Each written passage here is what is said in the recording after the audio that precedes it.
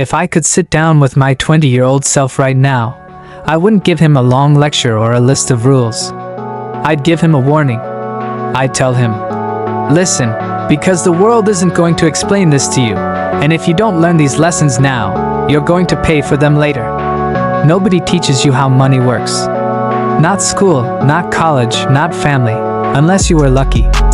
Most of us learn about money only after we've already made the mistakes. And the painful part is that these mistakes don't show up immediately.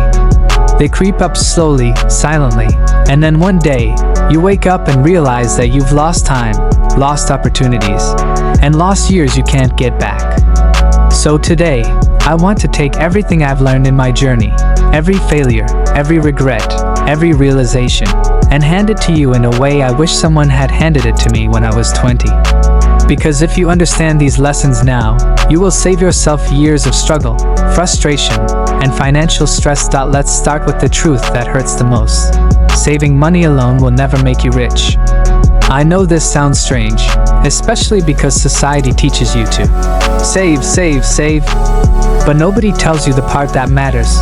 You can only save what you earn. And if what you earn is small, you're just saving small amounts of money slowly. When I was younger, I thought skipping small expenses would change my financial life. I was obsessed with cutting costs. I avoided upgrades, avoided spending on myself, avoided anything that felt like an expense. But later I realized something life-changing. Saving protects you, but it doesn't grow you. The real power lies in increasing your earning ability. You don't get rich by reducing your expenses to zero. You get rich by increasing your value to the marketplace. And that value comes from skills, high-value skills, rare skills, skills people will pay you for. If I had spent half the time I spent saving, and invested that time learning skills, my financial life would have changed earlier. Income grows when you grow. That's the truth I wish I learned at 20. But even if you learn skills, there's something else that silently decides your financial future, your environment. At 20, I didn't understand this. I used to hang around people who complained about money, laughed at wealthy people, discouraged ambition, and treated success like a fantasy. And without realizing it, their voices became my inner voice. Because who you spend time with becomes who you become. If the people around you spend without thinking, you will do the same. If they fear investing, you will fear investing. If they avoid responsibility, you will avoid responsibility. Your environment shapes your beliefs, and your beliefs shape your financial habits. And your habits shape your entire life. If I could go back in time, I would tell myself, choose your circle like your future depends on it, because it does. Your circle can either elevate you or drown you. And the sad part is that most people never escape their circle, not because they can't, but because they don't even realize the damage it's doing. The third lesson I wish I learned earlier is about debt, something that scares almost everyone. When I was young, I thought all debt was bad. I avoided credit, avoided loans, avoided anything that felt risky. But then something surprising happened. The people who used debt correctly grew faster than me. They built skills faster, started businesses faster, invested in opportunities faster, and advanced in life faster. That's when I realized, debt is not the enemy, ignorance is. Debt used for comfort destroys you. Debt used for growth elevates you. Think about it. Borrowing money to buy something that loses value is a trap. Borrowing money to buy something that increases your value is a strategy. I wish I understood this at 20. I wish someone had explained that good debt exists.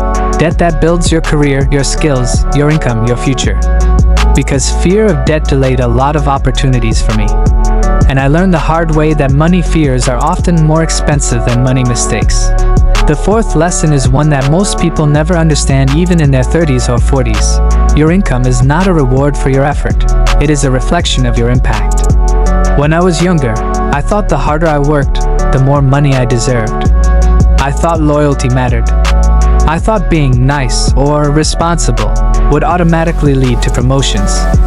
But the world doesn't pay for effort. It pays for results. It pays for solutions. It pays for the size of the problems you can solve. Your salary is not based on how tired you are. It is based on how valuable your work is to the people paying you. This truth changed my entire mindset. It made me realize that if I wanted a higher income, I needed to upgrade myself, not wait for someone to notice me. I needed to learn skills that create measurable value. And every time my income stopped growing, it wasn't because the world was unfair. It was because I had stopped growing. Understanding this early can change your entire financial trajectory. And that brings me to the lesson that hurts the most, the one that stings every time I think about it. Time. Time is the most valuable financial asset you will ever have, and at 20, you don't feel it. You think time is endless. You think mistakes don't matter.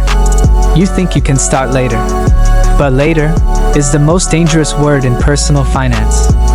Every year you waste, every opportunity you ignore, every skill you delay learning, they all cost you more than you can imagine. If you start investing at 20, your money multiplies for decades.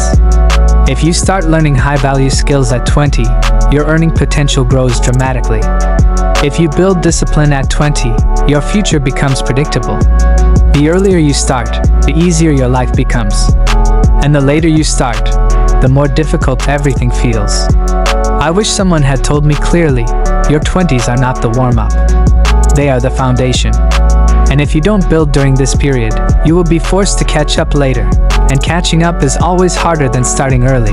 Looking back now, I realize that everything I struggled with, everything that slowed me down, everything that stressed me financially could have been avoided if I had learned these lessons earlier. I didn't fail because I was lazy. I failed because I didn't know better. Because nobody taught me. And that's why I'm sharing this with you today. Because I don't want you to go through the same delays, the same regrets, the same financial pressure that comes from learning too late.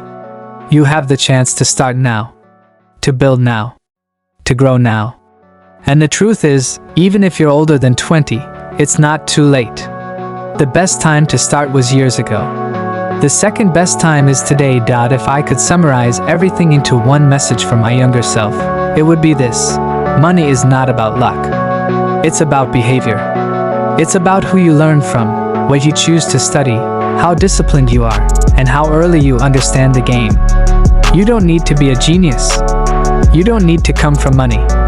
You just need to understand the rules and start applying them before life forces you to. Because the life you want at 40, 50, or 60 is built by the decisions you make at 20.